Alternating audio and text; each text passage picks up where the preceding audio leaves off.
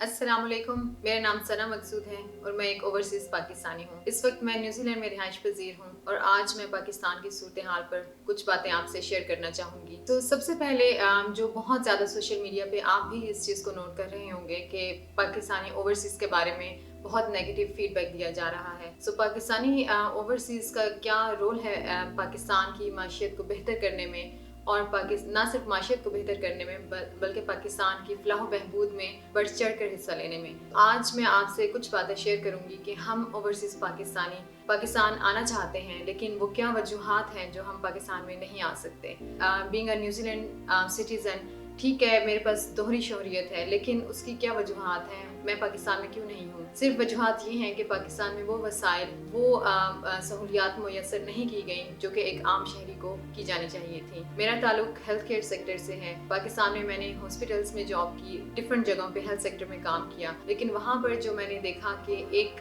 आम आदमी, एक गरीब आदमी, उसके साथ क्या सलूक हो रहा है जब वो इलाज करवाने हॉस्पिटल आता है। न्यूजीलैंड में मैं अगर जॉब कर रही हूँ तो मैं उसका टैक्स देती हूँ।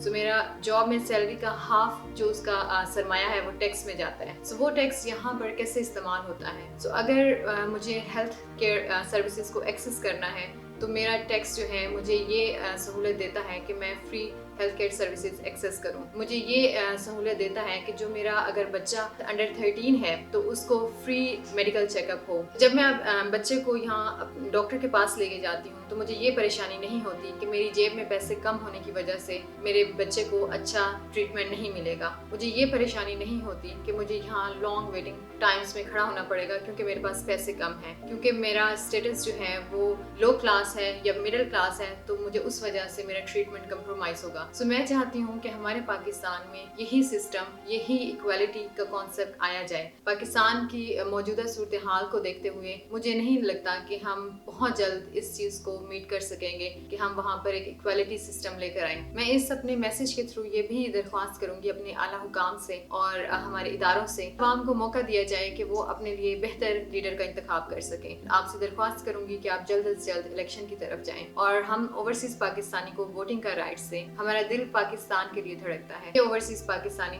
पाकिस्तान में आकर पाकिस्तान को, इदारों को बेहतर करने में आपका साथ देंगे। ओवरसीज पाकिस्तानी दुनिया में पाकिस्तान का नाम रोशन कर रहे हैं, तो जहाँ पर हम दुनिया में पाकिस्तान का नाम रोशन कर रहे हैं तो हम अपने पाकिस्तान को पीछे कैसे छोड़ सकते हैं। और मैं अपनी आवाम से कहूँगी कि अपने वोटिंग राइट्स का भरपूर इस्तेमाल करें और प्लीज़ सच और झूठ को पहचानें, क्योंकि ये वक्त दोबारा नहीं आएगा। शुक्रिया, वस्सलाम। पाकिस्तान जिंदाबाद।